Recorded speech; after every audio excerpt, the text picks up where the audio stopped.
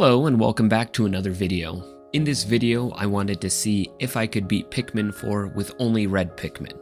This challenge was tough at the start and towards the end of this challenge, but I think that Pikmin 4 opens up so much that a few areas that I thought would be challenging ended up not being challenging at all. As you can see, I named my character Bon Bergman because I wanted him to look like Don Bergman. And I honestly have no idea why Don Bergman sticks in my head, but I think I know why, because he is the only character in Pikmin that has a first and a last name, at least at the time of this video being released. You could say that the president has a first and a last name, but that's really just a character title. And if you go and you look online, I guess the president, when you translate it on Nintendo's website in Japan, is Lu Chaco or Le Chaco, but translating it, that actually just ends up being the president. But I know I kind of went away from that, and I do hope in Pikmin 5 that we do get to see more Don Bergman. Now we'll get back to the video. And before we do, if you are new here, please like and subscribe so we can grow this channel together. The start of this challenge is very straightforward. Of course, you get Ochi, then you get the red onion, and you collect the treasures, and then you just end the day. After that, of course, you have to head to the first area, which is Sun-Speckled Terrace. Now, the first thing that I did in Sun-Speckled Terrace was get the Farlick that was close to the second base. I wanted to be able to have more Pikmin with me because I feel like you can get more done and accomplish tasks in a faster fashion with having those additional 10 Pikmin. After that, what I did is I headed down to the last Frost Cavern, where I collected the treasure there and I grabbed the second Farlick. I didn't have any treasure collected in Sun-Speckled Terrace before heading down the last Frost Cavern, so I collected the treasures that I had in there and I got up to 496 Sparklium. And after leaving the last Frost Cavern, I broke the electric fence, and then I'm not really sure why I did this kind of in a backwards order. I headed down to Crackling Cauldron. I should have headed there first, but in Crackling Cauldron, I rescued Russ. I was able to collect enough Sparklium to make my way to Blossoming Arcadia. When I arrived to Blossoming Arcadia, I went to the Kingdom of Beasts. In this cave, I collected more Sparklium. That was the main goal for me, to continue to get more Sparklium in caves. And after that, I went to explore the Sightless Passage, because this cave is a very easy cave with just red Pikmin, and there's not really many obstacles that are difficult. And if you wanted to complete them all without possibly killing any Pikmin, I guess you could unlock yellows, but that's not the goal of this video. So I was able to 100% explore Sightless Passage. After that, I headed to Secluded Courtyard with not much time left in the day. So I finished the day, and I was able to unlock Serene Shores. At Serene Shores, I wanted to get more Sparklium, because I entered Serene Shores with 4,963 Sparklium, and I know that I needed to get 7,000 Sparklium to unlock Hero's Hideaway. I wanted to see about getting as much treasure as I could without spending a ton of days in Serene Shores, so I focused on getting them in caves. I decided that I wanted to go inside of the caves because Serene Shores needs blue Pikmin so much just in the overworld that I felt like with this red-only Pikmin run that I could get more treasures and not have to be so particular in the things I do in Serene Shores. So I went to Below Grade Discotheque, and I 100%ed the cave. That's a very big tongue twister of a title for me. I don't think I could say that 3 times fast. But after there, I headed to Sub-Zero Sauna, and I had 72% of the cave complete. Those caves put me over the 7,000 Sparklium I needed to be able to get to Hero's Hideaway. Now was the part that I needed to go back to harvest some cures. So I went back to Sun-Speckled Terrace and I grabbed a few cures. Getting these harvests weren't really difficult because I only did the, I was going to say entry-level ones, but I just did the very few at the beginning because I know I didn't need to rescue everybody.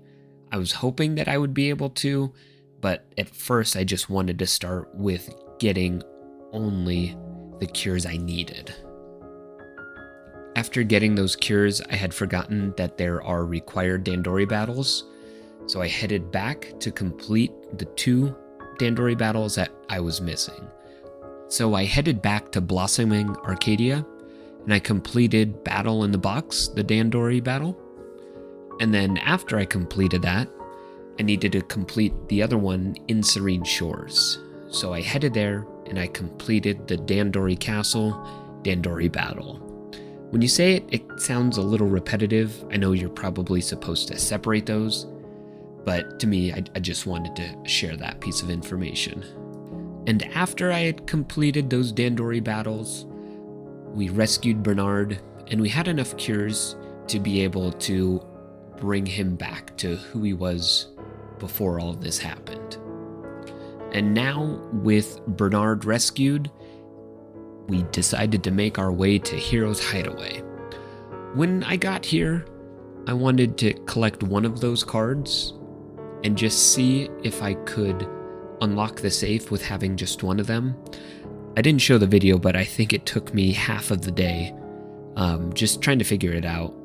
So I went back and I saved and everything, but I was able to open the safe, and with that we defeated Olimar in the Leafy Showdown. After that, I decided to end the day, and we had one more cure, so we rescued Olimar and we cured him. Now, I didn't want to just end the red-only run here because technically we did beat the game at this point, and I wanted to see how far I could push this red-only Pikmin run. So we don't just stop this at rescuing Olimar, even though I guess technically this is a successful red-only Pikmin run. I wanted to see how far I could take this. Now, I know I could not 100% this because you need 100 purple Pikmin for the treasure golden vaulting table that is in Primordial Thicket. Now, I know that we had enough Sparklium to rescue Olimar, but when we continue this playthrough after rescue Olimar, we're going to continue to need to get more Sparklium, and so with that, to unlock Giant's Hearth, I decided that I would go back to Hero's Hideaway. When I returned back to Hero's Hideaway, I decided to go to Frozen Inferno, that cave, because I knew that I only needed red Pikmin to complete that cave, and I also grabbed treasure in Hero's Hideaway that was just lying around. But with that and collecting all the treasure in Frozen Inferno, I was able to get enough Sparklium to unlock Giant's Hearth. When I got to Giant's Hearth, I collected more treasures to get the 13,000 Sparklium needed to get to Primordial Thicket. And I did that on the first day, and I actually did not give myself enough time to do the Dandori battle, Hot Sandy Duel. So I did come back the next day and completed this Dandori challenge right away. And as you can see, I barely won that challenge, so I really thought I was going to have to redo it. But after that Dandori challenge, I rescued York, so I could unlock the Primordial Thicket. Primordial Thicket, not the Primordial Thicket. I got to the Primordial Thicket because I wanted to see if I could beat the final cave of all of Pikmin 4, Cavern for a King. But in order to unlock that, I needed to first do the final Dandori battle, which ironically is just named Final Battle. I completed the final battle, and I really wish that Nintendo would give us some DLC for Pikmin 4, and just even give us more Dandori battles. I feel like this game is very complete as it is, but just having a few more Dandori battles, I feel like really would, I don't know, at least satisfy me, because these Dandori battles are a ton of fun, and I do hope that they continue as the series continues.